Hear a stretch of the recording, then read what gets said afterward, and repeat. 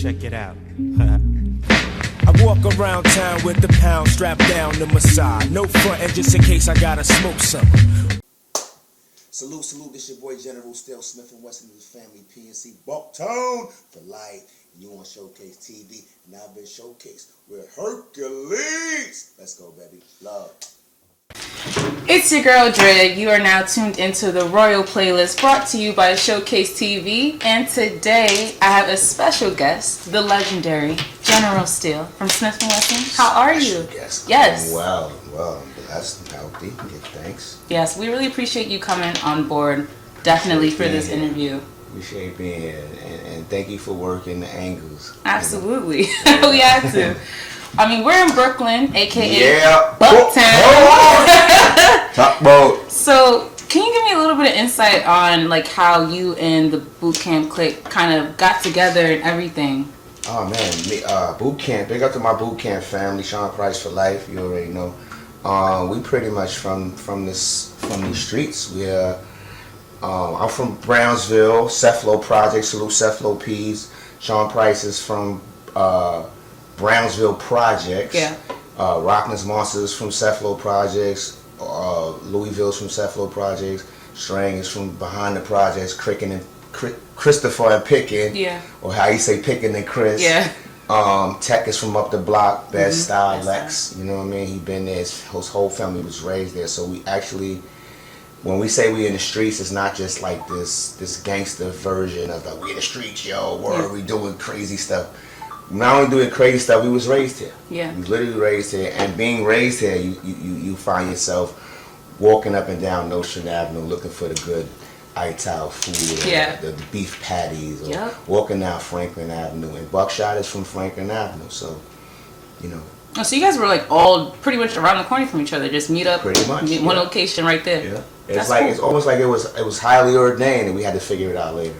How long did you guys know each other before the group like actually came about? Sean Price was the first person I knew out of the boot camp clique, with the exception of my brother, Top Dog. That's my blood brother. Oh wow, I didn't know that. Yeah, I was beating him up. Oh no! When he was messing with my toys as a kid. We grew up together for like about 16, 17 years, so we left and split. Cool. But Sean Price, outside of my blood family, was the first person I met. He was like 7, 8 years old, Brownsville Projects. My grandmother lived around the corner from Sean Price's family. And my dad's mother would drop us off. We didn't really like it because grandma was kind of different. And but there was a place on the corner called Heritage House, and that's where I met Sean Price. Okay.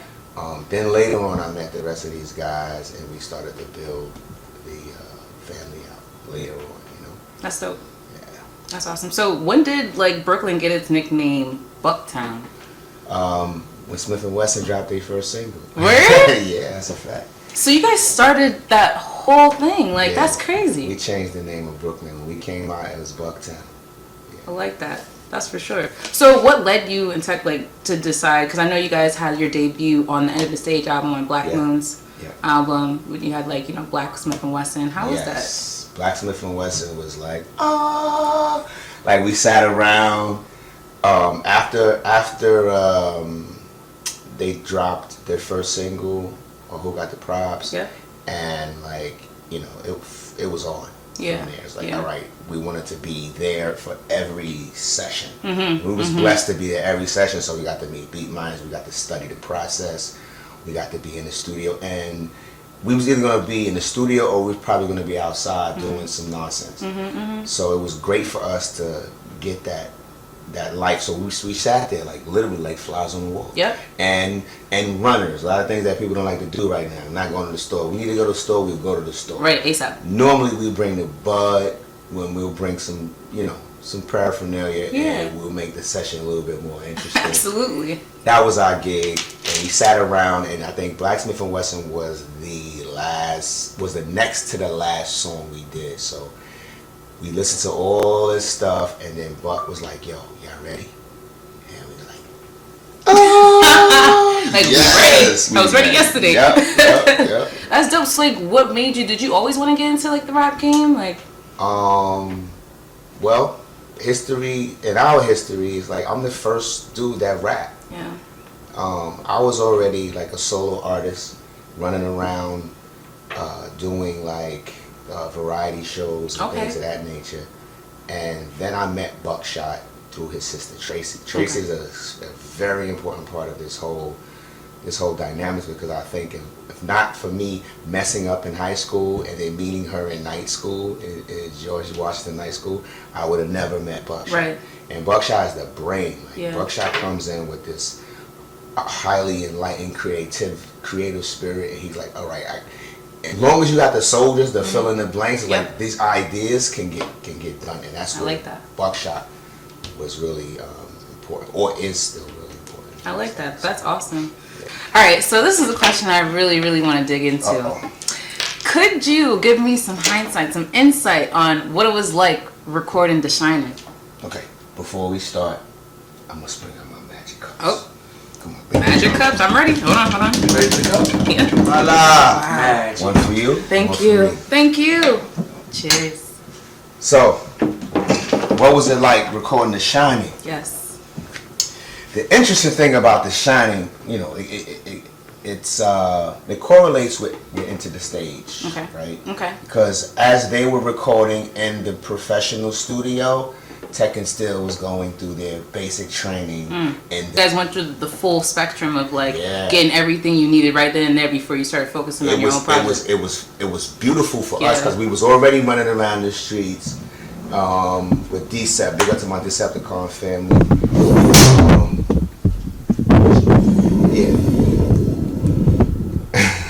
Magic cups, man. You got a lot of things happen. There's the spirits in it. When I say big up to my Decepticon family, I was gonna say Hell Meg, Hell Rumble, and then I think because I didn't say it, you heard that bang, boom.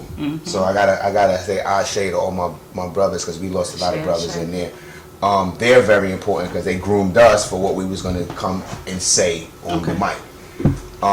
So sitting at the table in the basement around a bunch of records with cobwebs and ashy instruments, it was very wholesome for us. Yeah. And then having a discipline of a Mama Dugard going, you not in here with your feet on the table, you're not wilding with 40 ounces. We had to respect the home front. So all of those things was awesome for us, and I think it all came out and we delivered. Did you know you're going to be the first album to drop that year? You guys dropped January 10th. The first album to drop, hip hop album of the year. Like, no, I never thought about it like that. I just was soldiering up. Like, you set the tone.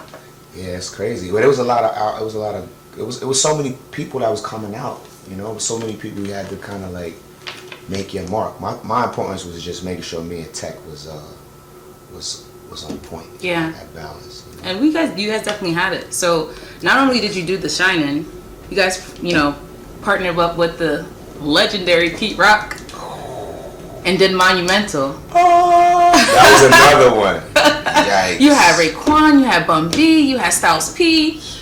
Like, how was that recording experience? Like Raw, rest in peace. Yeah. That was monumental. Literally, that's the only way I can describe it. I got goosebumps right now. Yeah. First of all, Pete Rock is a musical genius. Super weirdo. I love him. Gotta love it. It's always the weirdos with the best, right? Like, this is a guy who brings records to the studio. Yeah. Right? I'm going to bring actual vinyl to. I'm not Googling nothing, because he has it all up here. And then, he's renting turntables and SP 1200s. It's like he's bringing back that era. So when it sounds like that, it's because that he actually used these things. He's not using some simulated version. Oh, wow. So it takes you on a journey. And I remember asking him one time, because he was doing all these songs, and it was like he had all this space like after the tracks, and we were trying to have a meeting about which song go here, which song go here, which song. He's like, yo, he already had. He's like, that goes there, because I'm gonna put this in between that. That's gonna go. I'm like, yo, okay, what the music turns. You know what I mean? He already had the blueprint. And then getting those features, big up to Hurricane G. That's like the only one I reached out to. Yeah. The rest of them, and I reached out to Hurricane and Bleak. You know what I'm saying? Big up to my homie T White, Norton, D-Set family, PNC. Like, that's his cousin. And I'm like, yeah, we're going to get these brothers on deck, get this brother and this sister on deck just for the legacy. And then Tech was just in the streets. Like, he's the governor. Like, Tech really hangs out with these guys. Yeah. Like, he's really at the juice bar. He's really in Staten Island. He's really going to the parties. He's at all the things, all the functions. So when he puts a call out, these guys pretty much respect it. I love that, though. It's beautiful. Yeah, that's great. And then they know you're working with Pete. They're like, what? Yeah, I need to be from him anyway. Yeah, copy. Let's do that. It works. That's lit, though. And then I know you said you already started off, you were doing your own thing, and you're still doing your own thing. You had the America's Nightmare. Yes.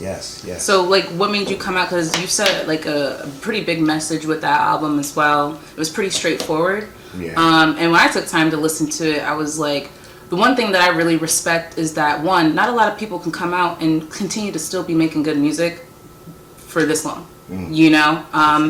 You never, like, folded to, like, the new styles or anything like that. You literally kept your own, and that's what I kind of, like, love about your music. So give me some insight on your whole plot and idea around the America's Nightmare. I did the original America's Nightmare, I want to say like around 2001, something like that. And it was, for me, it wasn't as political as the latter ones became. It was more around, like, for me, the game was just like was crazy to me. You know, it was a lot of negative stuff, a lot of crazy stuff, and I wanted to take some of the songs that was popular and just like kind of like parody them out without the funny stuff. Right.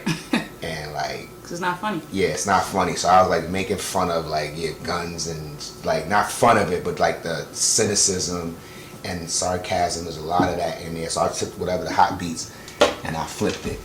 And and at the time, you know, that was like a stagnation for us. It wasn't a lot of movement going on. So I was like, I had equipment in my basement, and I was trying to think of ways to be creative. Yeah. And that's what I came up with. So coming back around to America's Nightmare 2, that was a part. I think at that point I was just angry. You know, I was angry. I was frustrated with a lot of things. Yeah. And then it was more. Then it became more political. But before it became political, it was more socio-political. Okay. It's like, all right, what's going on around us, and just dealing with these things and seeing, you know, before it started becoming a worldly thing for me, I'm like, all right, the neighborhoods is destroyed. It's Correct. like we dealing with all of these type of things. But by the time you get to America's Nightmare 3, it's like now we're smack in the middle of this new thing, this pandemic. Now we're like, we all have to face the socio-political, just the politics or the politricks, and it's very real for all of us. And the anger was gone. I guess the envy or animosity towards the industry was I guess diluted a little bit, and it was a more real scope of like, all of us have to deal with this thing. And that was like, it was like poetry, because that's what America's Nightmare is about. It's not about Steele's nightmare. It's like all of us, all of us that have to live here and coexist here. Like this becomes crazy, and then you go through the history of America itself. So it's a lot of different things that's looping in there. And it's interesting that you big up to my man SK, because that gentleman, I asked him, would he be able to do all of the tracks? Because the tracks is like, for me, like the last one was political. It was more like rock and roll, heavy. You know, it was like heavy guitars and string. It was like Jimi Hendrix type, like I'm a child of war, right? And this one was a little bit less. It was more like focused, black hoodie, you know, talking to your ear like and side to side, saying that we ready to about to start mounting up. And he was able, and he's more like a jazzy producer. And initially, you know, he was like, I don't know if I can do it. And I'm like, we're gonna lock it. I already picked like 4 beats that I like. Ooh. So out of like 80. So it's like just getting creative and going, what's the zone, what's the conversation? Because I'm not gonna go, I'm not gonna do that. Chuck gave us that. I'm gonna do it in a different narrative, so we can get more down to what the conversation is. Yeah, I mean, specifically when I was listening to City Under Siege, like I felt like you were speaking for everybody. Literally, you were pretty much putting everybody's frustration on one whole album and like spoke for everybody else. Yeah, that was the attempt. Like it's impossible for me to do that. I reached out to a lot of interesting folks. Yeah. And a lot of people was busy. Like, it was busy doing the work in the communities. That's true. You know what I'm saying? I reached out to a lot of cats that's not on the, like, I guess in the industry. They're not big in the industry, but they was on the front line. These guys was like on CNN every other day. And I had met these guys before at other functions, So I'm like, all right, I want people that tell this message already. I don't want to just get the hot dude, hot chick. Say this. And then do something like that. Like, nah, that's not going to work. So, and I had to reach out to the original cat, Spice One, because that's a straight jack from Spice One. Spice One was like, the trigger got no heart. Like, when he was talking that back in the 90s, that was like infectious. When he had the American flag with the strap, and it's like, wow. So I'm being able to reach out to that brother and get him on this track. Like, for me, it was 360 because I'm a super fan. Yeah. That's gangster rap to me. Yeah. When dudes was talking about what we as communities across America are experiencing a lot of similarities. So without beating people upside their head with what you need to do or what you got to do, we see what's going on, and it's a lot of things that we kowtow into things, and it's finding us losing a lot of our young warriors, and it's not we can't smile at that. You know what I mean? So let those with the voice speak loud. So I have another question that I forgot to ask even. So when did you guys just like automatically start using like patois in between your raps? Like, did you start that as well? We didn't start that. We didn't start it. I mean, hip hop is an interesting culture. Yeah. There's so many different cultures. Like, people had to. I think that we made it okay.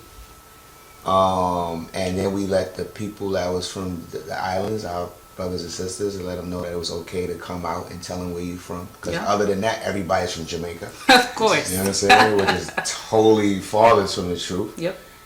So now we got an opportunity to now have a more truthful discourse. And I think it's cool because we're not. One thing I appreciate about Tech and I is like we never came out like dissing people or saying this is whack. Like, Buckshot had a strong. He was really not feeling like his thing was commercial rap, get the gun clap. Right? He was going strong with that. He was not having right. He's like, yo, we are not rappers, we're conversationalists. We're like, so we're listening to this. It's like you trying to change the narrative of what a rapper looks like. It sounds like it. Most rappers don't get respect. You look at them as like clowns or something like that. But we're not that. Right. We're coming with a different, broader spectrum and understand of where we at and what we trying to bring to the table. So, I appreciate my brother for that. What do you feel about the transition in music now?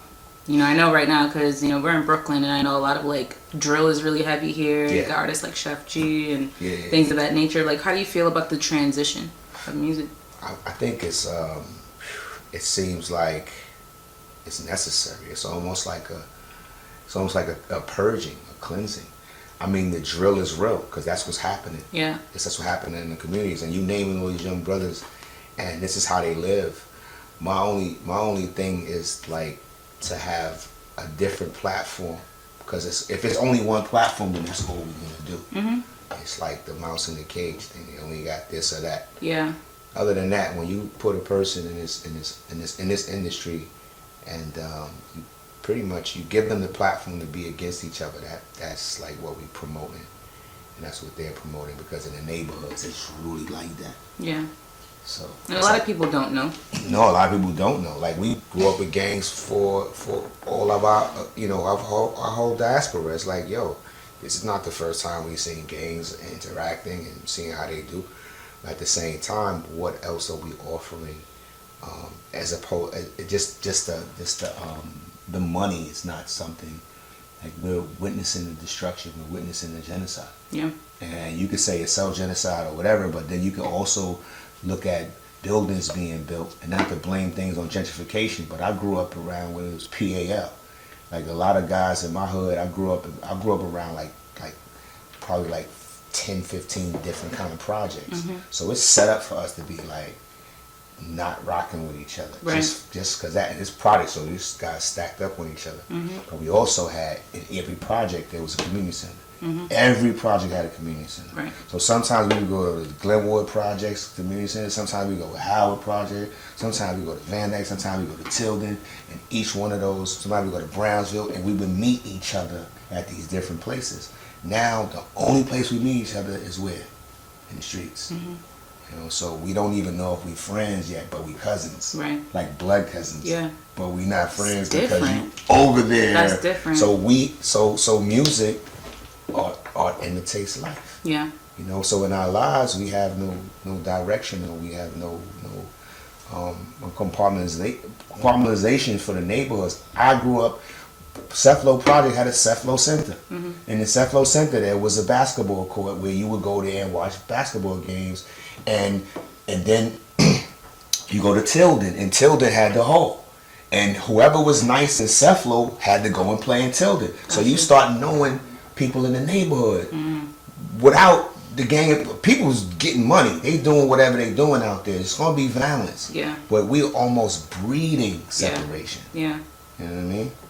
It's dangerous.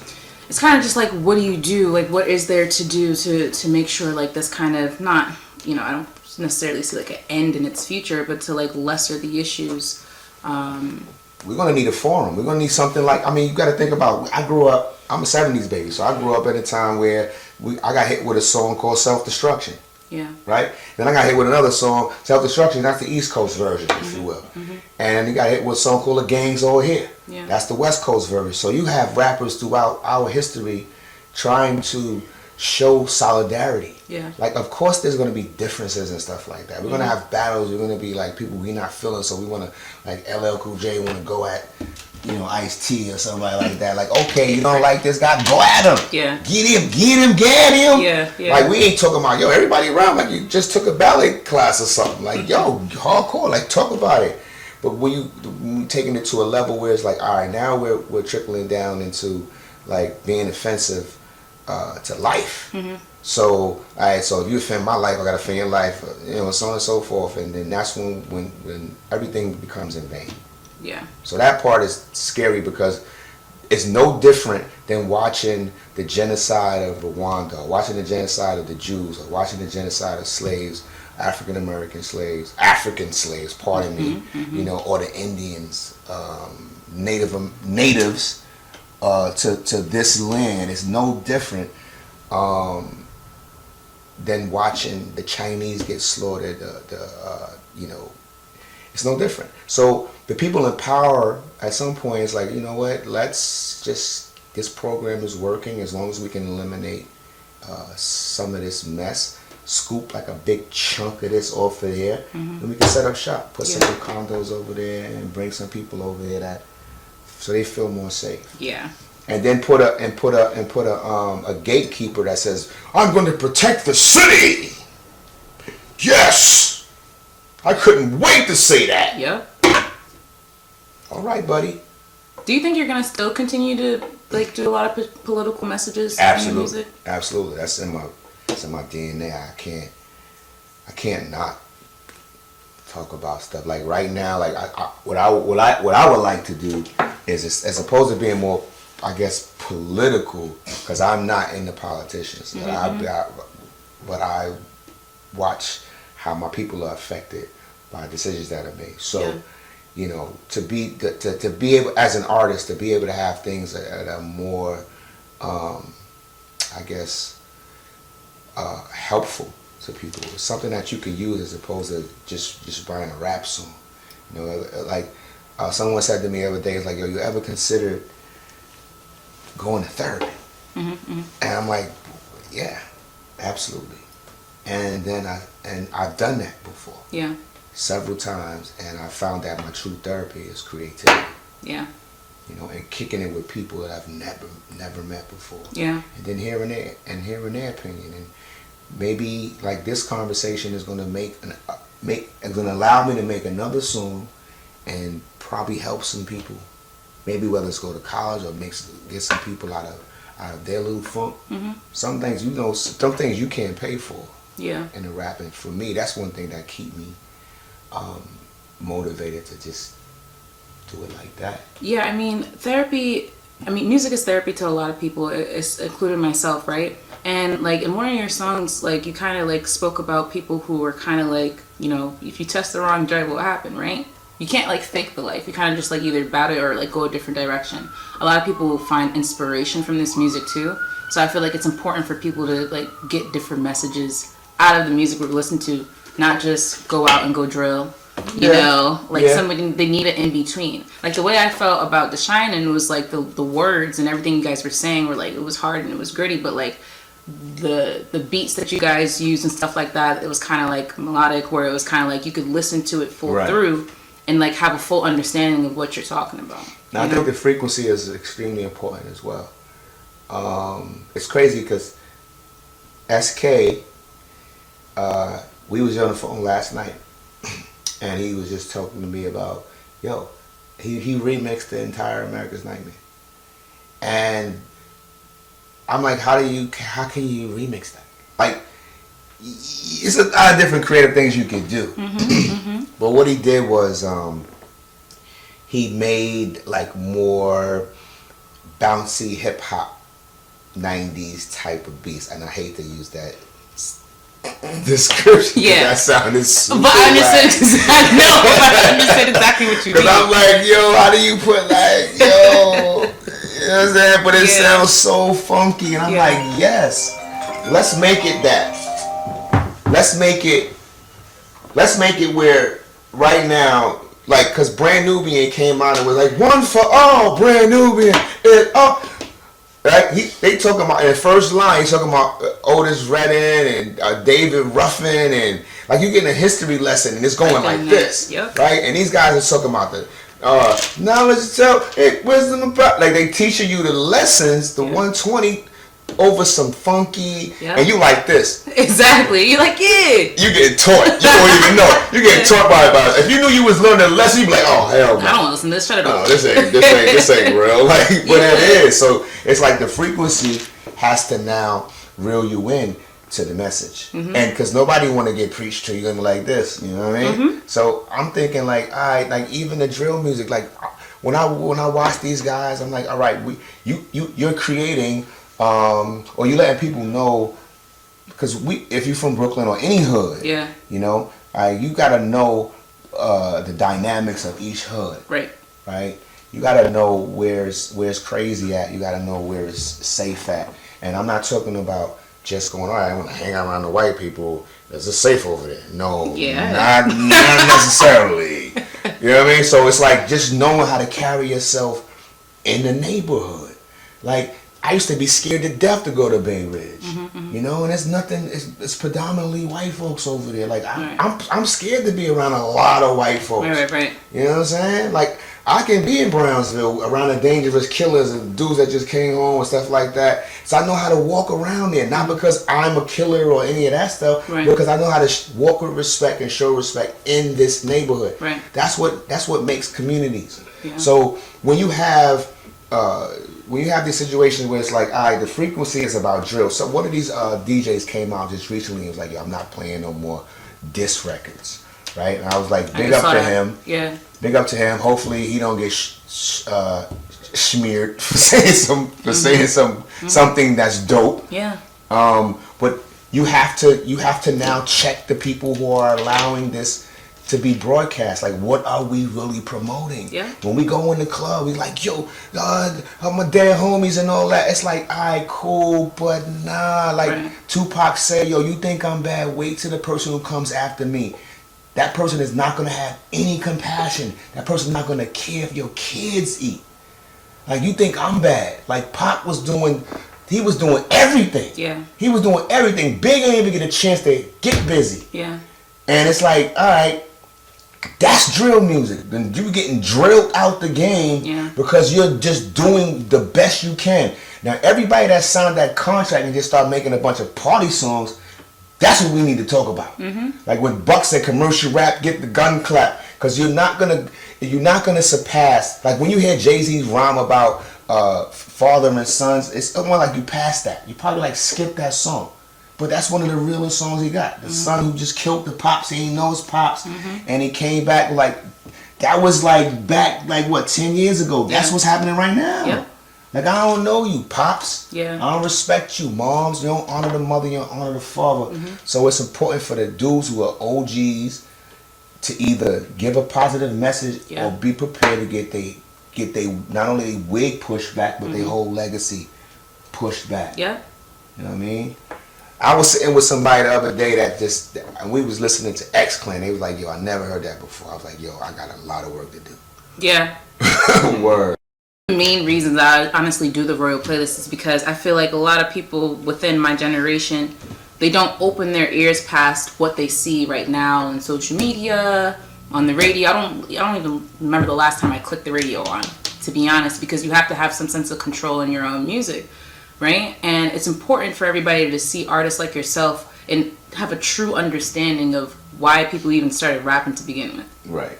So, yeah, I think so. What do you see, like, outside of music, do you see yourself like transitioning to like any other, like, you know, maybe like acting and stuff like that? Not acting. Yeah. Not me. That's the last thing if you see me acting, it's gonna be a role with no words and maybe me holding a broom, looking crazy weird. Why? I'm weird. I'm weird rap. I'm weird done. I can be regular. I can get into some things. I try stuff. Yeah. You know what I mean? But I have no interest in that whatsoever. My partner, on the other hand, he's great. You know, he got a couple of things that's coming out now. He's been working on some stuff. Oh, wow, and yeah, me, I'm more behind the scenes guy. That's gonna be my position. I'm gonna be more behind the scenes. Writing, editing. I actually have a book, poetry book that I'm dropping. Oh, really nice. A couple of, maybe like what month is this? February. Say a couple of weeks. Okay, dope. I can't wait to get my hands on that. Yeah, it's my first baby. Yeah. I actually started. I started a boot camp story. Okay. From my vantage point, how I met the bros and how it all came together, and I said, this is going to take me some time. So, you know, I got a little frustrated, and I started meditating. I'm like, I got all this other stuff, though. What can I do with this? You know, I thought about, you know, I've seen what Razcast did when he put out the vocals, the Soul on Ice, and accompanied with a rap CD. I'm like, that's pretty cool, but I don't want to rap. Right. If I'm writing, I just want to let that live. It's that. Yeah, General Steele wrote some cool poetry. Yes. And then let you know the humanity of this person is doing these things. Like, I don't want to, every story you hear about me is not a rap story. Correct. You know what I mean? So you're trying to give people a different picture. Yeah, give you a more whole perspective, so when you look at a person, you see more of a human as opposed to somebody that's on the video. That's true. Somebody that's on the you know, the poster. Like, we don't get an opportunity. A lot of people, when we do this, we don't get a chance to just be honest. Yep. This is the time you can be honest. Yeah. You know, the rap's cool. You can be creative, and you got to squeeze a lot of information into like 16 bars and stuff like that. And a lot of rappers suffer.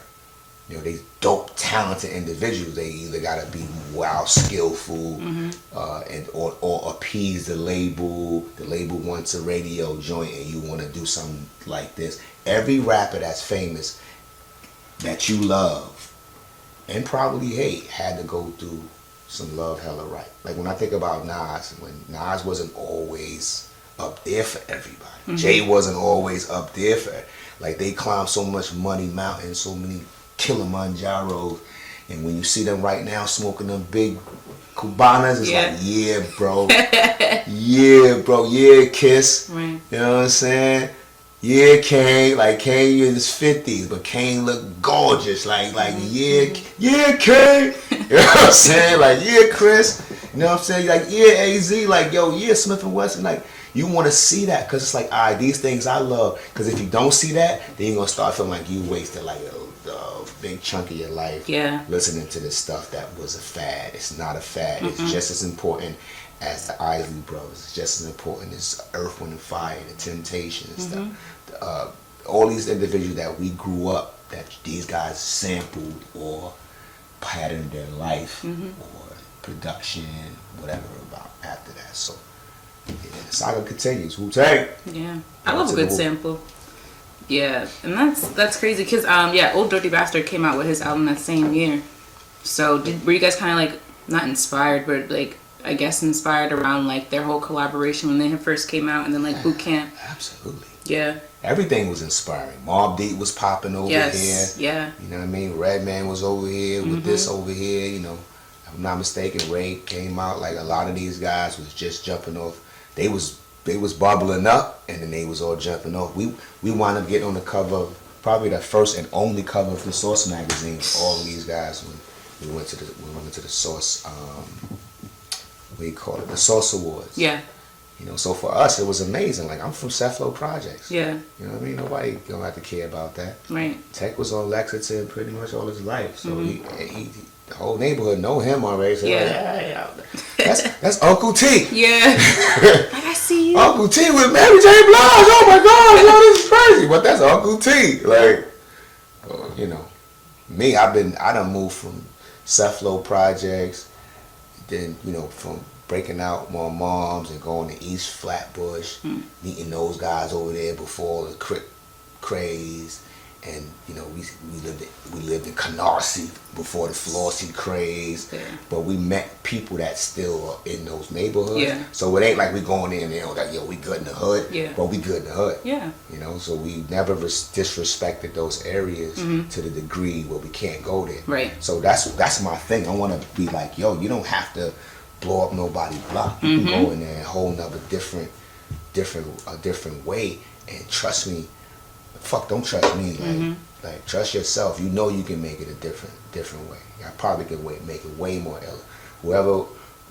Whoever is thinking they got to murder a dude or one up a dude is probably listening to the wrong voice in their head. Yeah.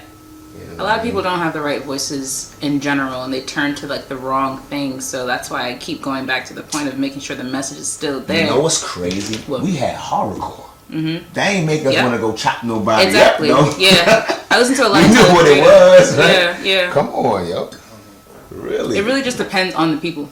Literally. Yeah, that too.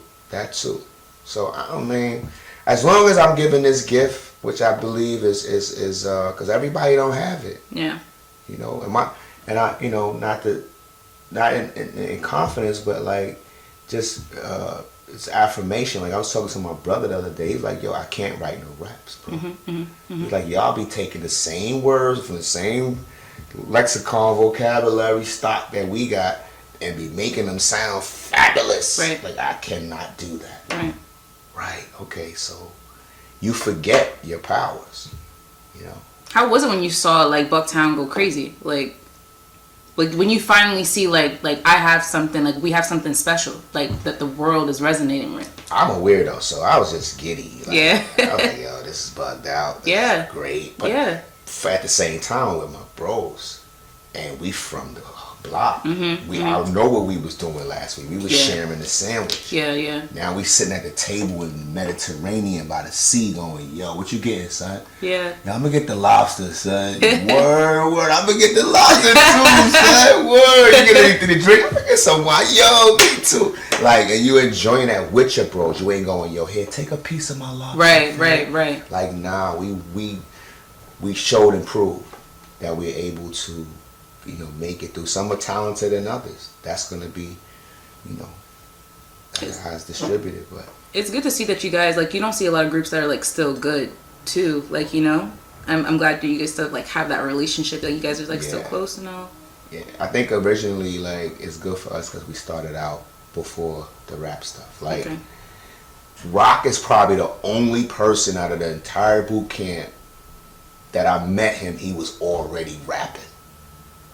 Like, all the rest of them guys, like Sean Price, I went to school with Sean Price. He wasn't rapping. Right. We went to high school together. Neither one of us was like, yo, I want to. We wasn't doing none of that. Like, we walked to school, we was beating people up. We wasn't rapping, none of that. Like, last thing in your mind. That's the last thing. So Rock was like, yo, I found my partner. Who? He's like, you know him. Who? Sean. What's Sean? From Brownsville. Sean from Brownsville? Yeah. I'm like, yeah, that is a good one. Word, but he rap.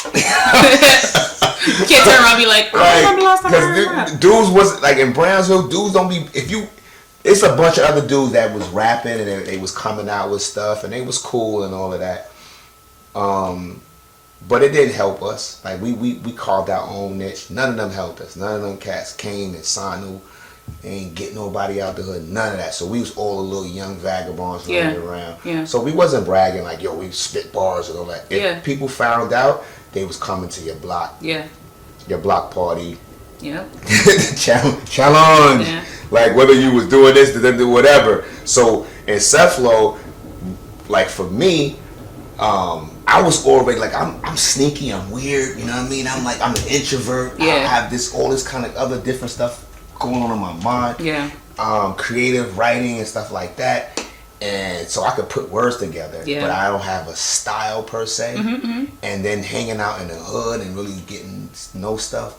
And then when you start to like meet guys like Rock, Jamal Bush, whew, like when I met him, he was like that. Yeah. Like he was intimidating from day one. It was like, and we was like a clique, right? So Tech was already clicked up. Yeah. Tech wasn't rhyming yet.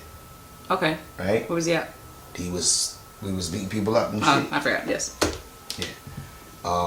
But none of us was rhyming. That's what I'm saying. None of us was rhyming. Like I started rhyming. I think I was the first guy that started rhyming. You said that, with the exception of Rock, I met Rock, and he lived right across the street. That's crazy. You know what I'm saying? My uncle, God bless his soul, was like, yo, you gotta meet Jamal. You gotta meet Jamal. I'm like, Jamal? Where Jamal live at? Right there, 365. I'm like, all right. So it's only 4 buildings. So you gotta imagine, like, we're surrounded by project developments, right?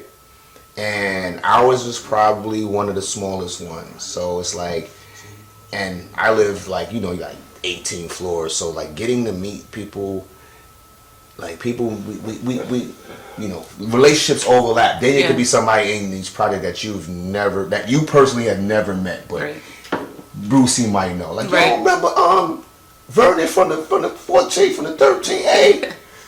Her brother, right. So it's like, wow, relationships built. Yeah. Hoods within hoods. So I think the younger generation right now, they have a lot of work cut out for them. Yep. And I think that sometimes we gotta have a little bit more compassion as opposed to imposing sanctions and stuff like that. Yeah. You know what I mean? Because I know I'm running around with DCEP. That's my family. Okay. You know what I mean? And then when I get home in Cephalo, my pops don't play none of that. Like I'm not upstairs saying nothing about DCEP. I don't got no Decepticon drawings in my room. None of that. Everything like that. Yep. Do your homework. Yep. Relax. Step outside. DCEP with the flavor. Fuck that. You know what I'm saying? Hey, don't shit where you lay. Like niggas gotta know. Yeah. Protect your home, protect your moms. When you go downstairs and you going down that elevator, you want your moms to be safe. Correct. Not because you got some stupid ass drama. And after a while it just becomes something that just like the wolves tend to get restless. So I mean we the vanguards. We the people who are charged with talking to the community. Yep.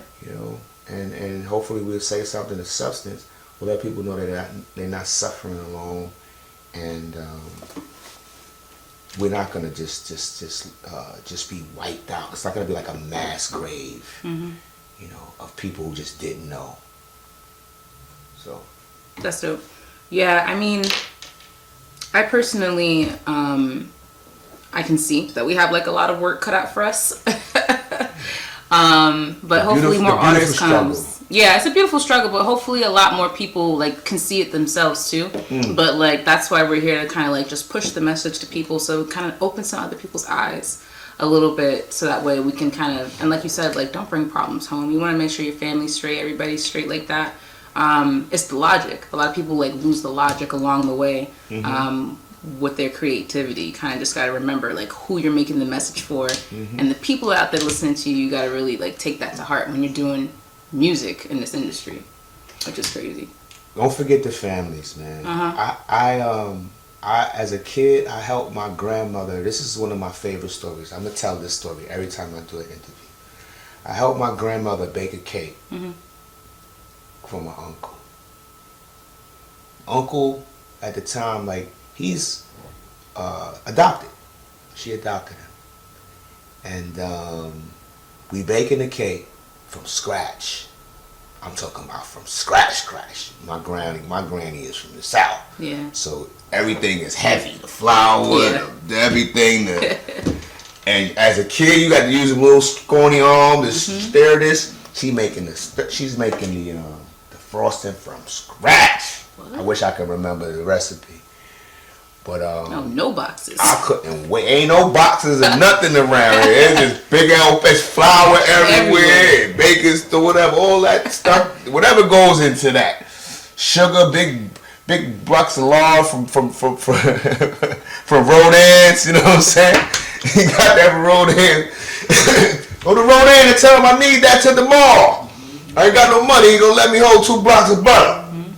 Alright, or you might have had blocks of butter from the free spot, you know what I mean, from the welfare, and they make you. But long of the show, we making this cake for Unc, and I didn't know it was for him at the time, but because this cake is a cake, this is like a, you know what I mean? Yeah. So when I think about, like, instead of going out there and attacking these young brothers and sisters, like, go sit with them, go to their hood.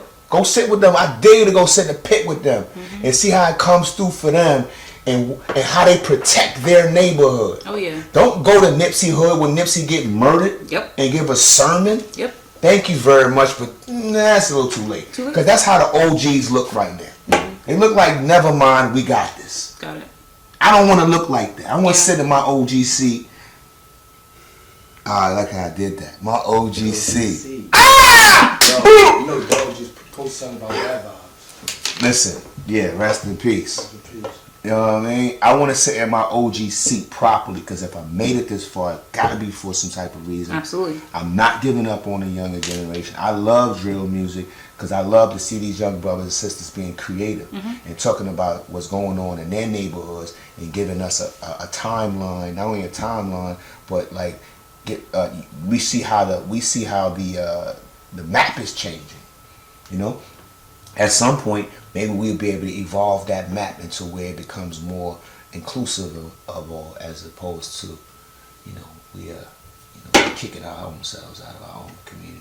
I would love to see that too. Actually, I want to, be able to see more like you said, like community centers and things of that nature, especially like because we know a lot of people, especially from around here, have that same oneness with music. I'd like to see more centers like centralized around that will gravitate young people to go and actually utilize these programs, So we gotta lead by example, man, because even if it's a center there was no guarantee that the kids are gonna go. That's true. And that's why going to talk to them is important, because what do you want to do? Like I gotta give a strong solidarity salute to my brothers and sisters at the Brooklyn Combine. They're doing some great work, and they're in Brooklyn. They're in Flatbush. They're on my bad. They're on Rogers, but that's just an office. Office though, it can't match the amount of feet that's on the ground. If you Google IG Brooklyn Combine, you're gonna see some things, and a lot of it is predominantly based around the youth and teaching the youth a skill outside of learning how to fix cars and things of that nature, with just these arduous skills where it's like sometimes these kids are so creative but they don't get to hone these talents. I lived in a crazy household, but my mother and father gave me stuff that allowed me to, I guess, play around with my imagination. So, but it didn't stop me from going out in the street. As soon as I got a taste of that blood, I'm like, why grind? So, the same thing. Like when you're in this area, you want to you're going to be curious. But if you have a certain foundation, you know, let's give these kids a better foundation. Our foundation before we started hip hop, right before that, because we get birthed into that. Yeah. You know, I'm a '70s baby, so I was allowed. I was blessed to hear all of this other stuff that was like, ooh wee. So now I can appreciate it at a different level. Yeah. If you were an '80s baby or a '90s baby, you can still go back and do your hit. This is your history. They Correct. need to understand that this is their history as well. This is not your history. Did not just start in the '90s. You was born in the '90s, but you know. All right, cool. See, I really appreciate you like coming on and really talking about these subjects because, like I said, this is what the people do need to hear. Yes. What do you have anything else that you like want to like put out there, or, like the people should know? I know you have the poetry book coming out in a few weeks. Yes. I always got a lot of stuff. I want to give a shout to. I want to give a. You can't say shout. What can you say? What's the word for shout? Anyway, big up to my brother Abdullah. Abdullah is a brother who, Inshallah Clothing. This is actually this beautiful jacket right here, right? Oh, that's lit. Inshallah Clothing, right? This brother, independent company, Muslim brother also, and he's promoting the message. He's promoting his message through the clothing. Inshallah is if God wills it. Mm-hmm. You know, we have to make that message cool. Yeah. We're not teaching religion. Correct. We're not telling you to convert, take your shahada, or anything like that. Yeah. We're just saying if God wills it, like you're wearing that on your back. Correct. Inshallah, you walking down the street with that on your back, like that's a holy garment because you are important. So I want to salute my brother on that one, and I want to also salute my brother Mark started in Canada when you was talking about grants and stuff like that. Canada is a country that gives money to the creators. Like they will fund your television show. Oh wow. They will fund your raps, or they will fund your clothing line. Of course you have to go through things. Mm-hmm. It is probably more easier to get than it would be here in the home of this. The home of this is like mine. Yeah. Where other places are going, yo, let's encourage this shit. So where is that? My big up to my brother Mark started. This is his clothing line. It's called Live It, Wear It. And through his clothing line, his message, as you can see, Black Power. Yeah. He's the flag. Mm-hmm. He's delivered his message, which is also solidarity and unity Yep. through culture, through creativity. And I'm working with him as a brand ambassador. We just did a video. The name of the video is Now. Mm-hmm. It's basically giving flowers to the living now. Correct. Do not wait until we can all see each other's face. Like, oh, we gotta keep up, yo. Mm-hmm. We just all right. Give a person the call. Like, yo, flowers. I ain't trying to be on the phone long. Or like, you want to send an emoji, send an emoji, but don't make that your thing. But just being active and being engaging in your own community, your own set, you want things to change. Be the driver of that narrative. So you're gonna see video. I just did a video with the brother Big Up DB alias Christ. So on the music front, you're gonna get that stuff. You're gonna get literary stuff. You're gonna see tech in a couple of films. Big up to my partner Cynical, who's just built the application for Beat Minus Radio, Mr. Walt, Equal D, like trying to flood this floor with something of substance from the whole team, Bucktown USA Entertainment, and perhaps from out of the country, overseas folks, you might see Tech and Steele very soon, like around April, spring-ish type vibe in your town near you, maybe Paddy, London, something like that. And we just did some recording with Ninth Wonder and the Soul Council. So it's that's a lit. lot of you just wanted to things. sneak that in there? Yeah, We just did some in the big up to the council. You already know. Whoa. And Duck Down family, Drew, Noah, Shucky, you know what I mean, James, Maza.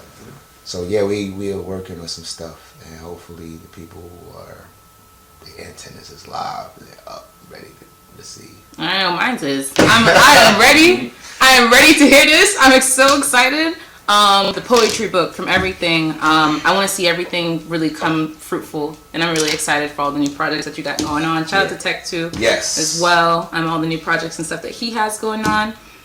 Really appreciate you coming on the show and everything as well. Like I said, y'all, it's your girl Dre. We got the general, Mr. Steele, Smith & Wesson. Salute. It's Showcase TV, and we out. Tone!